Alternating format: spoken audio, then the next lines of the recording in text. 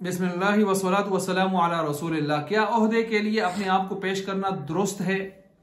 ये भी एक सवाल किया जाता है। याद रखें, इस्लाम का जो मिजाज खास है वो तो ये है कि आप अपने आप को ओहदे के लिए पेश न करें, बल्कि दूसरा आपको ओहदे के लिए पेश करे, ओहदा आपके सामने पेश किया जाए और आपकी सलाहियतों को सामने रखते हुए, मुल्क व मिल्लत के इज्तिमाई मफाद को सामने रखते हुए आपके लिए वो ओहदा पेश किया जाए, तो आप बादरे नख्वास्ता गोया न चाहते हुए आप देखें कि भाई चूंकि मुल्क व मिल्लत का मफाद, इज्तिमाई मफाद इसी में है कि मैं इस ओहदे को कबूल कर लूँ, तो ये है असल तरतीब और मिजाज इस्लाम का।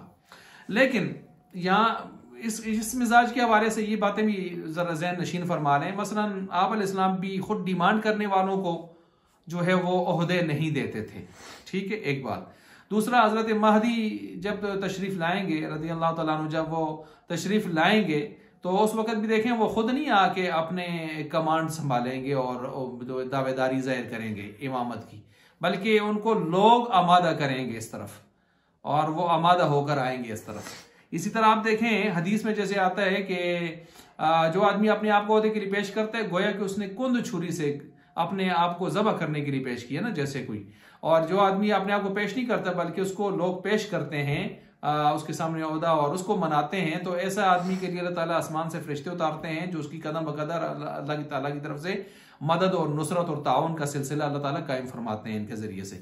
अच्छा जी, अब तो असल तो यही हुआ कि इंसान खुद अपने आप को ओहदों के लिए पेश न करे, लेकिन जमहूरियत में तो हम देखते हैं कि खुद लोग अपने आप को पेश कर रहे होते हैं, उसमें उलमा भी, जाहिर बात है, फिर तरतीब तो वही चली आ रही है। और फिर अजीब बात यह है कि खुद सेकुलर तबका अपने आप को जो पेश करता है, हर करोड़ों रुपए जो है वो उसके गोया जुए की तर्ज पर वो बहाता है कि ताकि फिर करोड़ों रुपए, अरबों रुपए बाद में बटोर सके। वो उलमा को इस तरह की ये सवालात उन पर एतराज़ात उलमा पर करते हैं, हालांकि खुद भी वो उसमें मुब्तला होते हैं।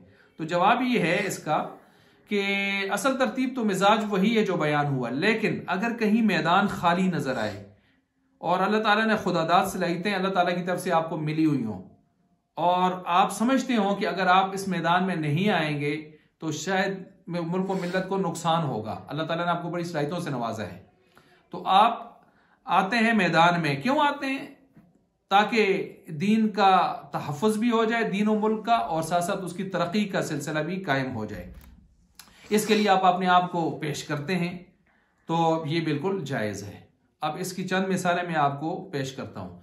कुरान करीम में अल्लाह ताला ने हज़रत सूरह यूसुफ के अंदर यूसुफ अलैहिस्सलाम के हवाले से बयान फरमाया, क़ाल जअलनी अला ख़ज़ाइनिल अर्द इन्नी हफ़ीज़ुन अलीम, कि यूसुफ अलैहिस्सलाम ने खुद कहा कि मुझे ज़मीन के ख़जानों पर, यानी वज़ीर ख़जाना मुझे बना दीजिए, वज़ीर ख़जाना, वज़ीर खुराक मुझे बना दीजिए। अब देखें यहाँ पर जो है खुद वजारत यूसुफ अलैहिस्सलाम मांग रहे हैं, और सिर्फ मांग ही नहीं रहे, साथ उसके लिए दलील भी पेश कर रहे हैं, इन्नी हफ़ीज़ुन अलीम, इसलिए कि मैं उसकी खूब हिफाजत भी कर सकता हूँ, यानी हर किस्म की करप्शन से अल्हम्दुलिल्लाह पाक हूँ, दयानतदार हूँ, अमीन हूँ बिल्कुल, और आलिम, मैं अहल भी हूँ, जानता भी हूँ, गुर भी जानता हूँ कि अपना ये रियासती उमूर किस तरह चलाए जाते हैं। यही तो दो शर्तें हैं असल में, एक अहल होना, चला सकना, उसके फ़राइज़ को अदा कर सकना, और दूसरा जो है अमानतदार होना, दयानतदार होना। तो ये दोनों सिफतें उनके अंदर मौजूद थी, उन्होंने खुद पर इरशाद फरमा दी। देखें यहाँ पर ओहदे को खुद मांगा जा रहा है। अच्छा, हजरत सुलेमान अलैहिस्सलाम के हवाले से 23वें पारे में है, रब्बी हबली मुल्कन ला यंबगी लि अहदिन मिन बादी, उन्होंने उनकी दुआ अल्लाह ताला ने खुद बयान जो है जिक्र फरमाई है कि ए मेरे रब, मुझे ऐसी सल्तनत अता फरमा जो किसी एक के लिए भी मेरे बाद ना हो, उसको ना मिली हो, ना मिले।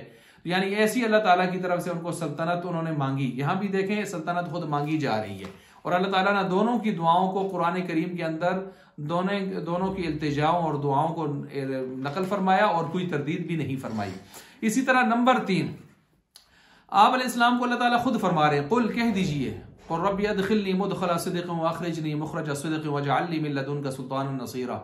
उसमें इस आयत में आखिर में क्या है, वजअलनी मिन लदुनका सुल्तानन नसीरा, मुझे आपने यहाँ से अता फरमा दीजिए सुल्तान और नसीर। सुल्तान और नसीर से क्या मुराद है?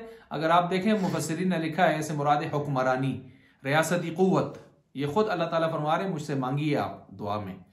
नंबर 4, लूत अलैहिस्सलाम की दुआ, जब उनके घर में वो कौम बदकार जो है पहुंच आई थी और उनके मेहमान घर में आए थे, खूबसूरत लड़कों की सूरत में फरिश्ते आए थे, تو انہوں نے اس وقت ان کو بہت سمجھایا بجایا لیکن وہ باز نہ آئے، تو انہوں نے ارمان کیا اس وقت لوط علیہ السلام نے، اور یہ ارشاد فرمایا قال لو ان لی بکم قوۃ او آوی الی رکن شدید، کہ کاش اس وقت میرے پاس کوئی قوت ہوتی، طاقت ہوتی، یا کوئی رکن شدید، کوئی قلعہ مضبوط جگہ ہوتی، میں اپنے ان مہمانوں کو لے کر ان کی حفاظت کے لیے وہاں چلا جاتا، یا میں قوت ہوتی۔ اب دیکھیں مضبوط قلعہ، حصار، وہ تو مضبوط جگہ، لیکن قوت سے کیا مراد ہے؟ مفسرین فرماتے ہیں اس سے مراد ہے ریاستی قوت، طاقت۔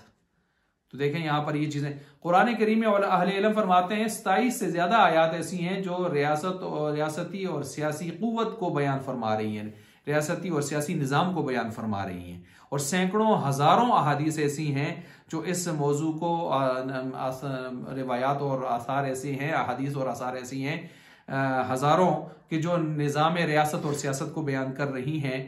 لیکن میں حیران ہوتا ہوں کہ جو حالات یہ سمجھتے ہیں کہ اسلام کے ساتھ سیاست کا تعلق ہی کوئی نہیں ہے۔ اللہ تعالیٰ اس جہالت کو دور کرنے کی اور ہمیں علم و فہم حاصل کرنے کی توفیق عطا فرما دے۔